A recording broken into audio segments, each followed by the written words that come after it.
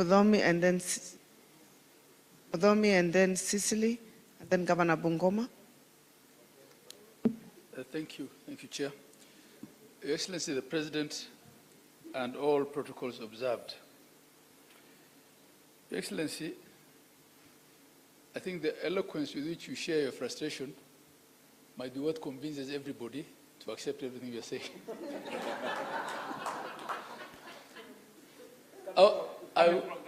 I was so convinced about this housing thing. I wish the parliamentarians were also here. Your Excellency, I think we also share the same frustration because we've been saying the same thing. My name is Ahmed Abdullahi, Governor of Wajir, Vice Chair of Council. We've been saying the same thing in all our counties. I first started getting into the political space, not contesting but supporting someone in 2002. And every time presidential aspirants came to Wajir, they have talked of exporting meat to the Middle East. So I've told my people, we either do that these 5 years or we don't talk about it ever. So those are some of the things. Now, with respect to leather, I wish I knew that we could make more money from the skins than from the meat. We've just come out of a drought situation, and we've lost, quite some livestock. We could have lost even more had it not been for the interventions of national and county governments. The boreholes and the borehole coverage that we've had has actually helped reduce the amount of livestock we've lost, but we've still lost a lot of livestock. And they die with the meat and with the skins and everything. So this leather business is something that we want to take very, very seriously. In a number of counties up in the north, because we keep being reminded that we have the third largest herd in Africa, a lot of that herd is sitting in south, in arid and semi-arid counties. And I also saw that the gentleman who was presenting, when he was talking about the hides and skins, he didn't include camel hide. Right? And I'm sure that could be quite useful as well. So there's all these abattoirs that were started in these northern counties that are half complete. Some have the structures complete but not equipped. And a lot of them also have factored in some tannery in them.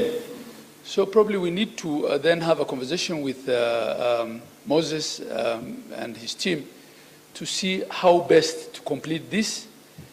And we don't mind giving them to the private sector, actually, because government is not very good in running business. We can agree that you come, and I would want to encourage the private sector to come out into these arid counties so that you're not taking your money only to the usual suspects. The risk versus return, probably there's better return if you take bigger risks. Come out to our counties, see what there is. There's a lot of value chains. Everything that has been said here, including cotton, can also happen up in the north. There are pictures I sent to Your Excellency the other night of farms in Wajir. We have sensitized people about farming so much that now we don't know how to cope with it. We can't deal with the land management issue because everybody is fencing off land to farm.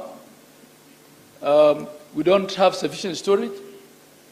Every other day, my CC sends me pictures of onions and millets farms.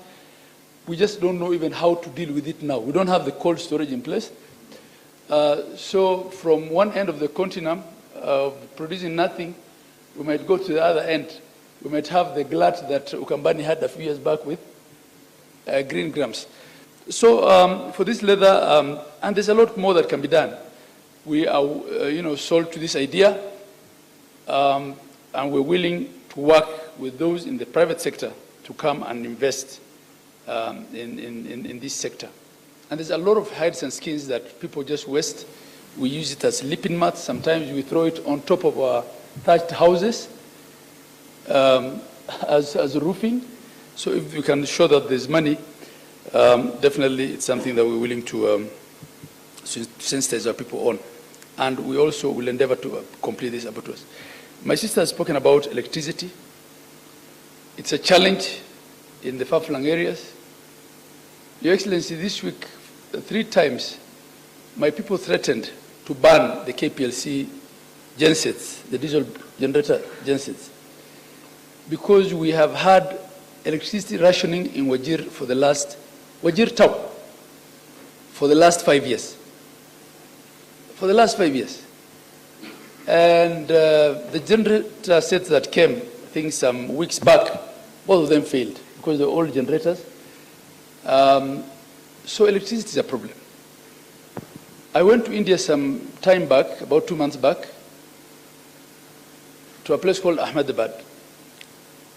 And by local law, every house must have solar panels on its roof. And they generate electricity, which goes back into the grid. So if what you produce in your house is more than what you consume, you actually make money from the grid. And we're wasting all that sun up in the north. So probably we also need to look at how to force Ketraco to take its transmission lines to Mandera, Yep. and together force everyone to have solar panels on their rooftops to generate enough electricity and make it cheaper for these producers. Thank you, Your Excellency. Thank you. Thank you. It's a brilliant idea on energy, Governor Muthomi. And as you come in, Governor Muthomi, respectfully, I'd like to remind us about time. So if you can just make your remarks short so we can continue the conversation and hear as well from the private sector who will have questions.